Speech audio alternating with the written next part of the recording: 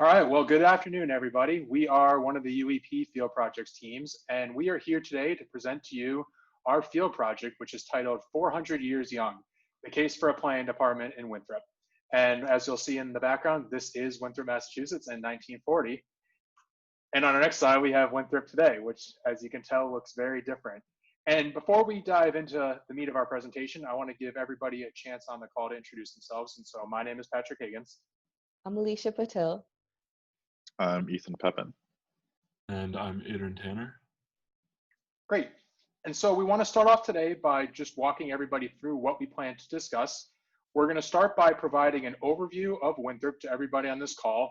Whether you're familiar with Winthrop or not, this will give you some context as to the municipality we're working with, and it'll put some of our later presentations and goals in some more elements of understanding. Related to that, we're going to talk about our project questions. We're going to review what exactly Winthrop tasked us to do. And we're going to follow up with that by explaining how we're going to answer those different project questions. And then we're really going to get to the exciting part of our presentation, where we're going to review some of the many findings that we determined, which came from our interviews with planning professionals, our budget analysis, and our literature review that we talked about in the methodology. And then related to that, we're going to discuss the final deliverables that actually will express this to the partner. And lastly, we're going to be on this call to take everybody's questions, which we're going to get to do live, which will be a nice change from this recorded presentation. So just to give you guys a little bit of background on the history of Winthrop and its government, it's a really, really old community dating back to the 1600s. It was almost completely an island when it was first settled.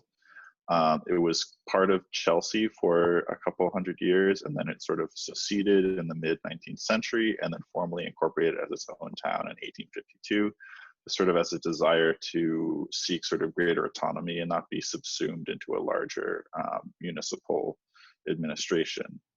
So they modernized the government first in 1920, and they developed a representative town meeting style of government, which is sort of like halfway between a traditional New England town hall and sort of halfway between a traditional representative form of government. So sort of trying to modernize, but also maintain this sort of local small scale democracy roots. They modernized again in 2005 to a council manager form of government, which is a form where the executive powers are vested in the city council, who is elected.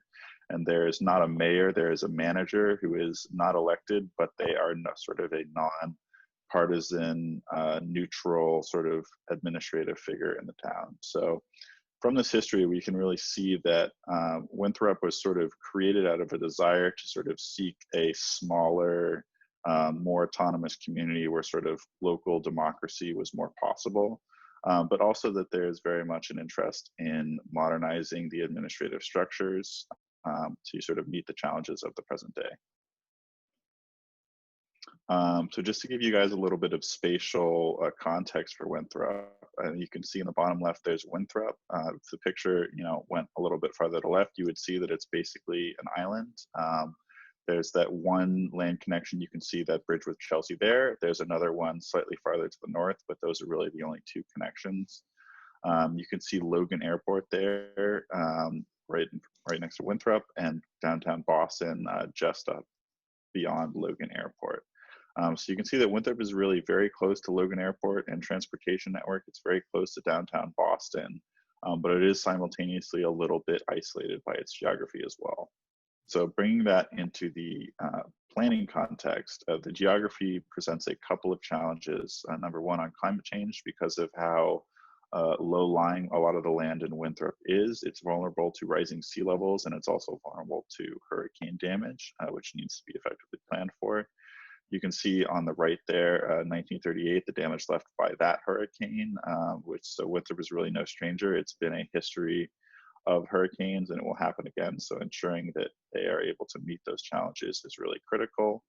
The geography also, by sort of creating isolation for Winthrop, can sort of limit the economic development opportunities because it limits the potential market for that, since people are not really going through Winthrop to get anywhere else. But there is really a strong desire to revitalize the central business district and to specifically the middle school site, which is really the largest single parcel in the downtown area, which is really the best redevelopment opportunity, but also ensuring that this revitalization of the central business district is very much in line with the town and their values and the historic character. The government of Winthrop approached Tufts UEP and asked it to look into creating a professional in-house planning department for the first time. And this became our field project. And we broke this down into 3 questions for our research. First, what benefits can planning bring to Winthrop? Second, how are other towns using planning to serve their communities? And third, what lessons can these towns offer for Winthrop? To help us answer these questions, we decided to take a 3-track approach to data collection. The first approach was our literature review. We have gone through scholarly journals as well as gray literature, which includes local newspapers, and we have focused on themes which include the politics of planning, governance, growth management, economic development, community development, and climate change. For our second source of data, we conducted interviews with planning professionals across the state. We found a list of 30 towns and cities that share similar geographic and population size to Winthrop. We contacted these planning officials, and after interviewing them, we coded our text by pulling out common themes that were highlighted. And some of these were department tasks, department deliverables, staffing structure, and job skills. And the third part of our data collection was analyzing budget statements. We found towns and cities across the state that share a similar budget to Winthrop, and these were 16 towns.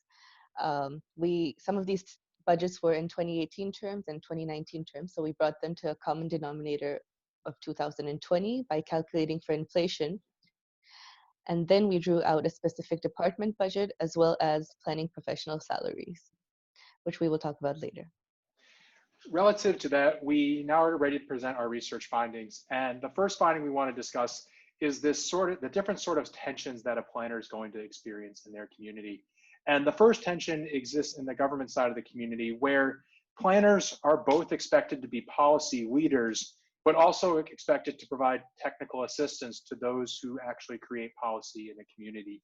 And the main difference is your policy leaders tend to be your town councils. These are the people that vote on a resolution or that decide that they want to increase housing in a community, whereas the planner's job is to figure out the best policy that generates that housing in the community. And the tension that exists there is the planner needs to both lead the community but also advise, because they merely exist on behalf of the town council.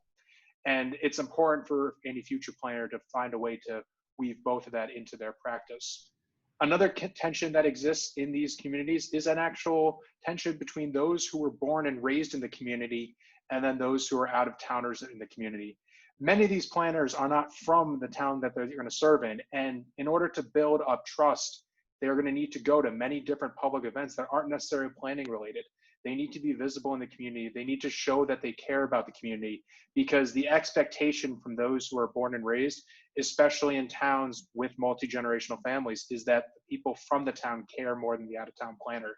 And so it's a hurdle that the planner needs to get over in order to be successful in that community. And it's really key, because in order for a project to succeed, the trust from the community and the planner is critical. So another really key finding that came up in a lot of our interviews was how important grant writing is, especially for smaller municipalities with limited resources. A lot of larger municipalities will actually have a staff position whose entire job is to write grants. So for a smaller town like Winthrop, where there is less financial resources and less staff, ensuring that that planning department has at least one member with a really strong grant writing background is really important, because securing money can be really, really critical to ensuring that plans are actually carried out. Currently, Winthrop just went through sort of a 2030 visioning plan to develop their vision for the next 10 years of development in their town, and they took out 1.6 million for sewer upgrades. So we believe that with a dedicated planning department with sort of grant writing staff, hopefully this could reduce the dependence of the town on borrowing money to carry out these infrastructure improvements, and hopefully increase the amount of money that is actually brought into the municipality, and hopefully even bring in more money than the department is costing the town budget. So another key finding that came up in both our literature and our interview was that the permitting system really needs to be improved and made efficient. One aspect of that is that a lot of municipalities rely on a paper permitting process, which can provide confusion for developers and locals and make things a lot harder to submit proposals.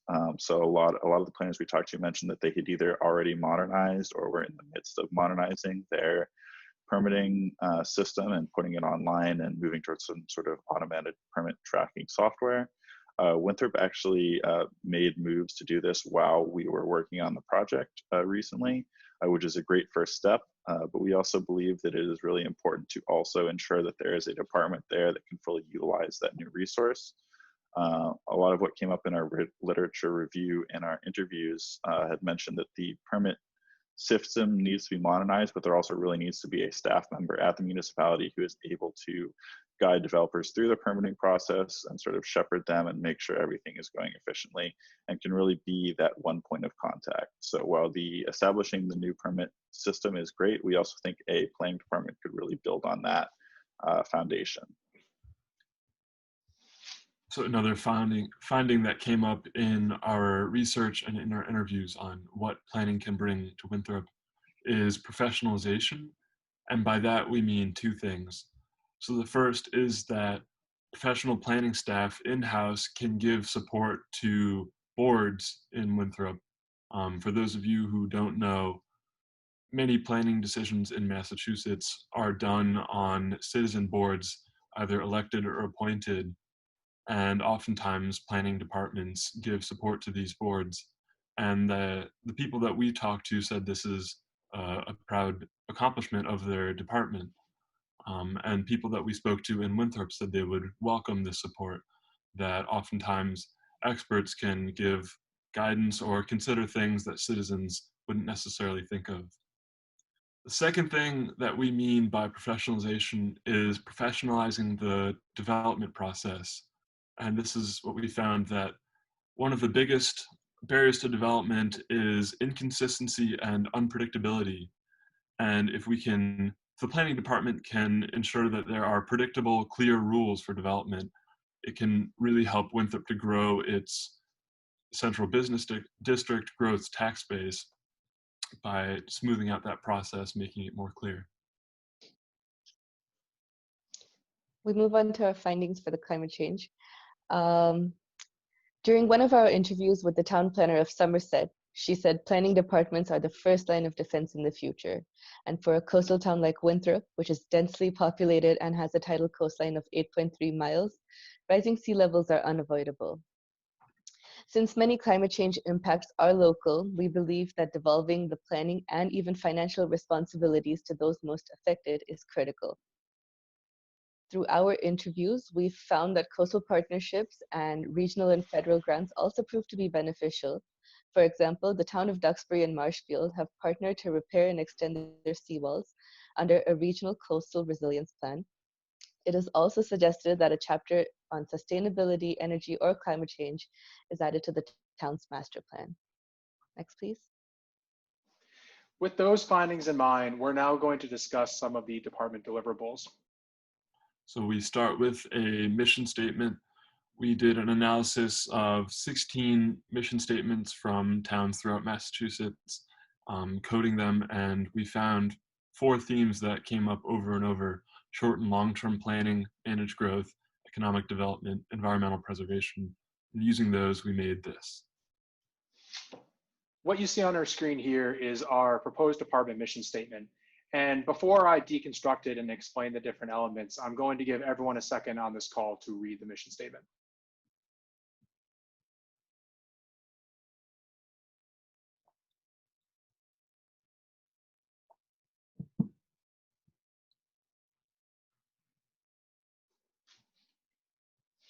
Having read that, the first thing I want to explain to everybody is the logic behind the name for this department. We've decided to call it the Winthrop Planning and Economic Management Department because our research showed that planning departments do both planning for things like housing, transportation, and open space, but they're also responsible for growing the economies in their given municipality. But our discussion with several planning practitioners showed us that there's a negative stigma that's associated with the phrase development, especially in the context of economic development. And we felt that economic management might be a phrase that eliminates that sort of stigma. And the logic behind it goes that a planning department really is just responsible for creating the economic environment that individual business owners can thrive in. And we felt that that management role might better communicate that. If we look into the second half of our mission statement, the phrase support the community is really important because planning is a community-led process. And as we said earlier, the planner needs to both guide the community, but also just advise the community and be in more that technical assistant role. And we felt that a community-led process where the planner supports the community should be reflected in our mission statement. Lastly, you'll see that the 4 things that the department's responsible for pursuing are all the 4 things that we pulled from the different planning departments across the Commonwealth. We were also asked to come up with a job description for the department, and while conducting our interviews, the team asked town planners about the skills they consider essential for their positions. We further divided these skills into personal skills and planning-based skills. Some of the personal skills we think are essential are a strong writing ability, strong communication skills, as well as a commitment to the community. And some planning-based skills we think are essential are a prior planning experience for a town like Winthrop, sea level rise knowledge, grant and funding knowledge, as well as some sort of familiarity with mapping softwares like GIS. So in conducting our budget analysis, it was really important that we had multiple sources to be able to cross-compare our results and ensure that we weren't getting anything that was widely inaccurate. So the first source we looked at was the American Planning Association's salary survey, and we basically narrowed it down to municipal planners working in the public sector for smaller municipalities in Massachusetts. We also used payscale.com using very similar parameters, and we went through 16 municipal budgets of municipalities of similar population and budget size to Winthrop, and tried to really pull out the specific planning department funding numbers to sort of give us another source of data that was, rather than us basically using filters on an existing data set, it was us building our own data set from scratch. To quickly review some of the numbers we gathered, I want to start by explaining the department budget. And our department budget number typically was around $165,000 to $170,000, depending on your source, which when we started this project was right in line with what the municipality of Winthrop was hoping our final budget would arrive at. And one thing we want to emphasize is the department budget wasn't always related to the size of a municipality's total budget. For example, a town like Hull has a very small total municipal budget, but had a larger percentage of their budget dedicated to planning than some other communities which had very large budgets, but only had a small amount dedicated for their planning departments. Transitioning into the department head salary, your department head should make around $80,000 a year. When we looked at our salary, we arrived at $81,000, but the APA and the pay scale salary data was around $78,000, $79,000. All in all, you should expect to pay around $80,000 for a department head. And one thing we want to note is a department head doesn't necessarily lead these massive giant teams of planners. In some communities, the department head might be the only planner on staff. The key for our analysis was we looked at the most senior member identified in a planning department budget. And then looking at planner salaries, your typical planner should make around $61,000 to $65,000, depending on your source. We found in our budget analysis that planners held many hats. Some planners were just planners. Some might be part planning, part conservation, or part conservation, part planning, and part art design. The point is, while a planner might have different tasks in their community, a typical planner salary should be in the mid to low 60s. After all that, what is the department responsible for? We recommend the following. First and foremost, applying for and administering grant funding from a variety of state and federal sources, an emphasis on community development block grants here. Since the income that a town can get from grants is often greater than the cost of paying the planners to get it, this alone is a strong rationale. Number two, We recommend that the department be responsible for a master plan every 10 years with a strong community visioning process. And we found that the community visioning process can be an opportunity for Winthrop to clarify its identity, clarify where does it want to go in the next 10 years. This can be really valuable for community development. Third, providing staff support to the boards, as we mentioned. Fourth, providing a single point of contact to guide people through the development process. And lastly, implementing climate-related policies and brokering partnerships with other towns when necessary. So finishing up our presentation, we want to make sure that everyone on this call takes away some key elements from our research project. The first is that planning can bring value to Winthrop. You'll see the three reasons on this, or the three areas on the screen we think the value can be provided. But we really want to emphasize that our research, both in the Lit Review and with planning professionals, had an overall positive view on planning. Many people agree that there is an opportunity for it to help communities grow and thrive. Related to that element of communities is the iterative process that planning is. Planning is successful sometimes and not successful other times, and you need to learn from those sort of mistakes to improve your element. This is particularly evident when you're trying to build relationships with the community. Sometimes things work and sometimes they don't, but it's important that the community has a role in all parts of the process and that the community is leading it. The planner should more support the goals of the community. It will encourage community buy-in over the long term. And lastly, and probably the most important point we want to leave with people, is that in-house planning is feasible for small communities like Winthrop. This isn't a radical idea. Communities all over the Commonwealth have this in place, and it's allowed them to grow and thrive. And based on our budget analysis and based on the different benefits that communities bring, we really think that this is something Winthrop could benefit from. So with that in mind, thank you very much for attending our presentation today. We just are really glad that everyone got a chance to hear what we have to say, and we're really excited to hear everyone's questions.